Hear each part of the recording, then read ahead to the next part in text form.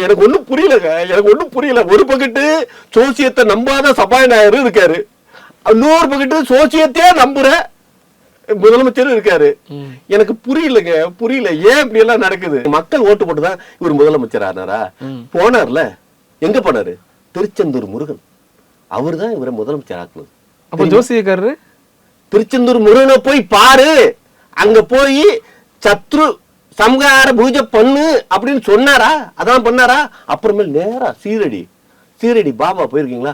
பபோ அப்படின்னு பாபா கையில இருந்து டங்குன்னு அருள் கொடுத்தாரு. அதெல்லாம் தெரியுமா தெரியாதா? தெரியுமா தெரியாதா? மக்களால் ஜெயிச்சாங்களா கடவுளால் ஜெயிச்சாங்களா? யாரோட ஜெயிச்சாங்க? யார் ஜெயிக்க வச்சது? மக்களா கடவுளை சொல்லுங்க. மக்களா கடவுளா சொல்லுங்க. ஏற்கனவே நீங்க விஜய் ரொம்ப தாக்குனீங்கல்ல, இப்ப அவர் ஜெயிச்ச அப்புறம் நன்றியா இருக்குங்க. யாருக்கு? இது மேதகு ஜோசப் விஜய் அவர்களுக்கு நான் நாயா நன்றியா அப்படின்னு இருக்கேன். நன்றியா இருக்கணும்.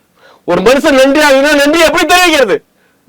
உங்களுக்கு நன்றியா இருக்குன்னா எப்படி தெரிவிக்கிறது? இப்படி குறைச்சுதான் தெரிவிக்கணும். அப்போ அதனாலதான் நான் நன்றியா இருக்கேன். தமிழ்நாட்டு மக்கள்ல ஒரு பிரஜையா நான் வந்து அப்படி இருக்கேன்.